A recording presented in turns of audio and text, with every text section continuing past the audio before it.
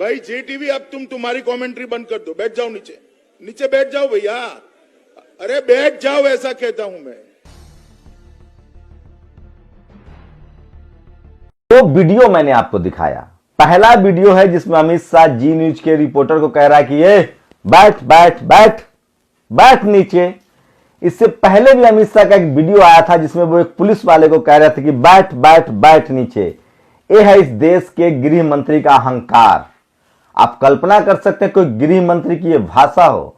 और दूसरा वीडियो मैंने दिखाया, सीसीटीवी वीडियो, जिसमें ओवैसी पर हमला हुआ है, 5 राउंड गोलियां चली है। गोली चलाने वाला दोनों बीजेपी का कार्यकर्ता है और दोनों अपने आप को कट्टर हिंदू कहता है। क्या आपको नहीं लगता है कि टोल पर आके गोली चलाना, दोनों का कट्टर हिंदू बनना, दोनों बीजेपी का कार्यकर्ता है, क्या ये ओवैसी और बीजेपी की सेटिंग है? जिस तरह से हिंदू मुस्लिम हो नहीं रहा है, क्या कोशिश है बीजेपी की कि हिंदू मुस्लिम किया जाए? क्राइम में सबसे पहले यह देखा जाता है कि अगर क्राइम हुआ है और क्लू नहीं है तो उससे फायदा किसको है। ओवैसी पर गोली चले, फायदा बीजेपी को है। कैसे फायदा है वो भी बताऊंगा। बीजेपी गोली चलाए ओवैसी पर, उससे भी बीजेपी का फायदा है। ओवैसी और बीजेपी को दोनों को फायदा हो रहा है। नुकसान किसको हो रहा है? मायावती और अखिलेश को। तो क्या ये एक पॉलिटिकल कॉन्स्पिरेसी है? इस पर ही बात करूंगा। लेकिन सबसे पहले बात अमित शाह की। आप सोचिए, अमित शाह जिस देश की, सुधीर चौधरी है जी मीडिया के सीईओ है, जेल जा चुका है 100 करोड़ की वसूली के मामले में, किस तरह से मीडिया और अखबार जो है वो लगातार सरकार के साथ बना हुआ है, उसके बाद भी सरकार की भाषा क्या है। सोचिए, अगर इस देश के पत्रकारों ने, टीवी अखबार के पत्रकारों ने अपनी रीढ़ दिखाई होती, सरकार से सवाल पूछे होते, तो यकीन मानिए गृह मंत्री हो या प्रधानमंत्री, किसी की औकात नहीं होती है कि पत्रकार से बदजुबानी कर ले। लेकिन पत्रकारों की अब यह हैसियत रह गई है कि जो चाहे उसको पीट दे। किसानों ने दौड़ाया, विपक्ष के नेता दौड़ा रहे हैं, और अब तो सत्ता पक्ष के लोग भी दौड़ा रहे हैं। जानते हैं वजह क्या है? जब आप अपना जमीर बेच देंगे, जब आप अपना ईमान बेच देंगे, जब आप अपने फायदे के लिए, अपने जैसे कोई सेना का जवान हो और वो गोली चलाने के समय भाग आए, छुट्टी पर चला जाए, तो उसको गद्दार कहते हैं, उसकी इज्जत नहीं रहती है। लेकिन अगर वो शहीद हो जाए तो वो अमर हो जाता है, पूरा देश उनके साथ रहता है। इस देश का पत्रकार वही कर रहा है। उसने इतना ज्यादा अपने आप को पैरों में गिरा लिया, गिरवी रख लिया, कि पहले तो जनता ने उस पर से भरोसा करना छोड़ दिया, और जब जनता ने भरोसा करना छोड़ दिया तो नेता तो उसको अपने जूती के नोक पर रखेगा ही, जूता चटवाएगा ही। इसलिए मैं कहता हूं कि पत्रकार जो होता है वो सवाल का धनी होना चाहिए। उसके अंदर हिम्मत होनी चाहिए कि तलवार से ज्यादा धार उसकी कलम में हो, और वो सत्ता से सवाल कर सके, वो पीड़ितों के साथ खड़ा रह सके। लेकिन इस देश के पत्रकारों ने अपनी मिट्टी पलीद कर ली है, और उसका नतीजा है कि अब उसे उसका आका भी गाली दे रहा है। एक बार फिर से सुनिए अमित शाह का ये स्टाइल। भाई जी टीवी, अब तुम्हारी कमेंट्री बंद कर दो, बैठ जाओ नीचे, नीचे बैठ जाओ भैया, अरे बैठ जाओ, ऐसा कहता हूं मैं, बैठ जाओ। अरे जी न्यूज वाले, बैठ बैठ, सुन लिया आपने। अब चलते हैं दूसरी खबर की तरफ, ओवैसी की तरफ। यह सीसीटीवी वीडियो जारी हुआ है जिसमें दिख रहा है कि ओवैसी पर गोली चली है। बात तो सच है, मीडिया भी साथ थी, उन्होंने मीडिया को भी बोला है और सीसीटीवी फुटेज भी जारी हो गया। लेकिन सवाल क्या होता है? सवाल यह होता है कि ये तस्वीरें देखिए, ये है तस्वीरें असदुद्दीन ओवैसी पर हमला करने वाले शख्स की, जो बीजेपी का सदस्यता ग्रहण कर रहा है और योगी जी से मिल चुका है। सोचिए, एक आम कार्यकर्ता योगी जी से मिलता है।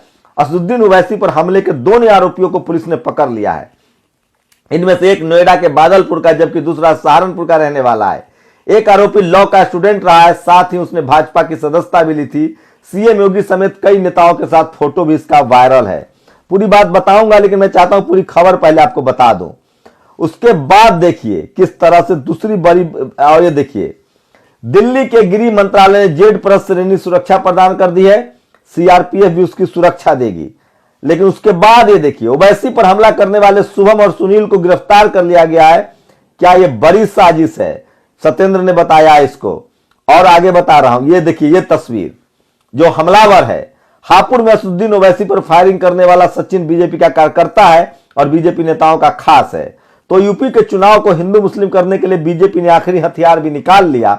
ओवैसी युवा मुस्लिम समाज में एक हिस्से को प्रभावित करते हैं। बीजेपी के योजनाकार उन्हें सड़क पर दंगा करने बुला रहे हैं। सचिन जैसे युवाओं के लिए बुलंदशहर का एक समय सबसे उदंड बजरंगी रहा योगेश राज नजीर है। आज ही उसके साथ न संगठन है न पार्टी। योगेश राज जेल में था, अब शायद बेल पर है। मैं बताऊंगा SC ST OBC के लोगों को कैसे दूर रहना है, लेकिन आपको पहले कुछ और वीडियो बता दूं। ये देखिए, सूर्य प्रताप सिंह कह रहे हैं क्रमशः क्रोनोलॉजी, हमले होते हैं, गोडसे का नाम बोलना, हिंदू उपनाम वाले हमलावर सचिन का तुरंत गिरफ्तार हो जाना, शुभम का खुद सरेंडर कर देना, मौके पर हथियार छोड़ देना और तमंचे पर ताला लाल धागा लिपटा होना, हमले के स्थान पर CCTV होना। क्या आपको कहानी पूरी फिल्मी नहीं लगती? IPS सूर्य प्रताप सिंह ने कहा है। और ये देखिए, चुनावी मैदान में बीजेपी के फिदाइन भी निकल आए हैं। हापुड़ में असदुद्दीन ओवैसी पर फायरिंग करने वाला सचिन बीजेपी कार्यकर्ता है और कोई बीजेपी नेताओं का खास है। सचिन जैसे युवाओं के लिए बुलंदशहर का बजरंगी रहा योगेश राज नजीर है। तो लोग सलाह भी दे रहे हैं, लेकिन उससे बड़ी खबर मैं आपको आगे ले चलता हूं। चुनाव जीतने के लिए बीजेपी किसी हद तक जा सकती है। ओवैसी पर गोली चलवाकर उन्हें यह साबित कर दिया है। और हमले के तुरंत बाद रोहित रंजन लिखते हैं, हमले के फौरन बाद ओवैसी का गोडसे का नाम लेना, हमलावर सचिन का ही गिरफ्तार होना और शुभम का खुद सरेंडर करना, हमला कर हथियार छोड़ देना और कट्टे पर कलावा बांध होना। कहानी थोड़ी फिल्मी लग रही है। कहीं फिर से हिंदू और हिंदुत्व को बदनाम करने की साजिश तो नहीं? सचेत रहिएगा। रोहित रंजन एक सवर्ण पत्रकार है। और ये देखिए, आपको लगातार मैं बता रहा हूं कि सोशल मीडिया पर कैसे चल रहा है खबर और क्या है इसका मजमून, वो सब पढ़ के मैं बताऊंगा। और इसलिए कह रहा हूं कि ये जो दिख रहा है आपको वो होता नहीं है, जो होता है वो दिखता नहीं है। अब बताइए कि ओवैसी पर हमला कहीं इसलिए तो नहीं हुआ है कि हिंदू मुस्लिम हो नहीं रहा है। मुसलमान इस बार एक मुश्त एक जगह वोट करने जा रहे हैं। जब तक ओवैसी के साथ मुसलमान आएगा नहीं, अखिलेश यादव हारेंगे नहीं या मायावती हारेगी नहीं। कहीं एक जगह सपा के साथ या बसपा के साथ वोट पड़ा तो बीजेपी का बोरिया बिस्तर बनना तय है, क्योंकि ओबीसी भी एक मुश्त अखिलेश के साथ है, मायावती के साथ 25% शेड्यूल कास्ट है, ओबीसी का भी वोट मिल रहा है। तो लड़ाई सपा वर्सेस बसपा में है, बीजेपी कहीं खेल में है नहीं। 15% सिर्फ सवर्ण है, उनके सहारे बीजेपी खेल नहीं सकते हैं। तो बीजेपी दो काम कर रही है। बीजेपी चाह रही है कि जो वोट उसको नहीं मिले वो कम से कम बट जाए। मुसलमान वोट ना मिले तो वो ओवैसी के खाते में चला जाए, दलित वोट ना मिले तो कम से कम मायावती को मिल जाए। अखिलेश को मुसलमान वोट मिलता हुआ दिख रहा तो उससे मुसलमान हट जाएंगे, दलितों का वोट हट जाएगा। पिछड़ों में उसकी ठीक ठाक पकड़ है। तो इससे साफ है कि ये कहीं ड्रामा तो नहीं है, पॉलिटिकल ड्रामा तो नहीं है। गोली चलना, सुरक्षा मिलनी चाहिए ओवैसी साहब को, लेकिन सोचिए, आप कल्पना कीजिए, इस देश में कोई SC ST OBC और माइनॉरिटी का नेता हो, उसके साथ क्या होता है।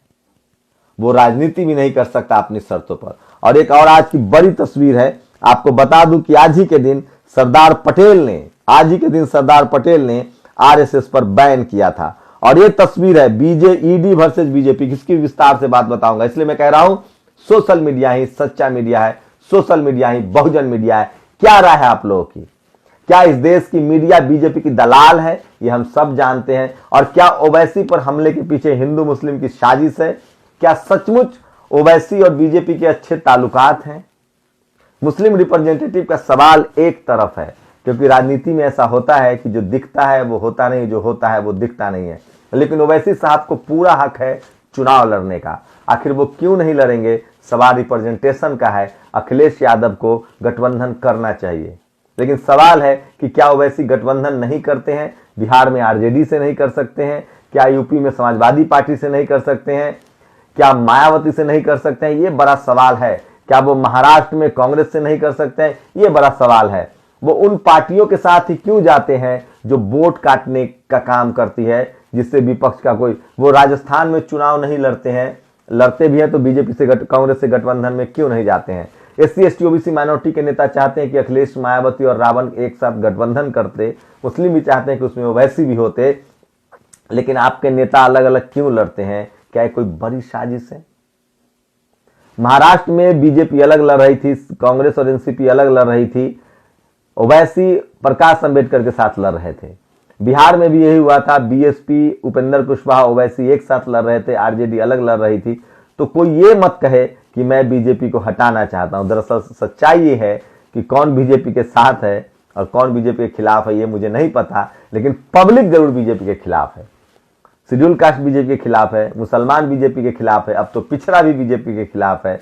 अगर यूपी में बीजेपी जीतती है तो ये बीजेपी की नहीं, इन नेताओं की आपसी फूट का नतीजा होगा।